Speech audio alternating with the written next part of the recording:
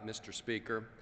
You know, it's high time that we stopped playing Russian roulette with the American economy and American jobs.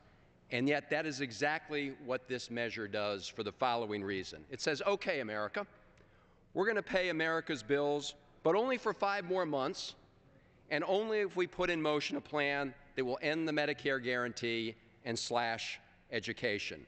The proposal before us today will put the American economy and American jobs at even greater jeopardy over the next 5 months than they are today. It deliberately, by choice, keeps the economy under a cloud of instability and uncertainty. It chooses to risk higher interest rates and shrinking retirement funds, a hit on every American family. So why would we choose to intentionally keep this cloud hanging over the country and the American people? We're told that we have to do it in order to force this Congress to reduce the deficit. That's what we're told. But the actions tell a very different story. The actions suggest this is not about reducing the deficit. It's about reducing the deficit in a particular way, the way the Republican plan wants to reduce the deficit. That's why our Republican colleagues walked out of talks 3 times.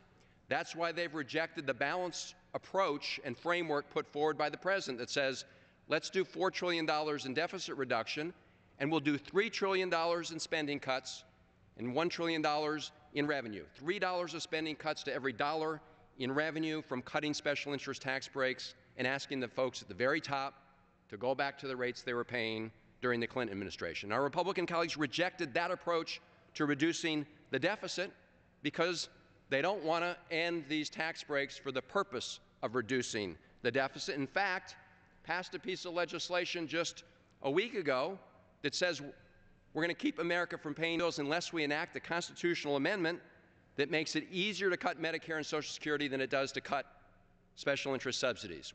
Would say a majority vote lets us cut Medicare or education, but you need 2/3. You need a supermajority if you want to cut corporate tax breaks for the purpose of reducing the deficit. So that's what it's all about. This particular issue on the debt ceiling is a manufactured crisis. We've all heard when President Reagan was president, raised it 17 times. So this is a manufactured crisis in order to try and force and squeeze through a particular deficit reduction plan, a deficit reduction plan that would end the Medicare guarantee, cut education, and yet protect those special interest tax breaks and breaks for the very top.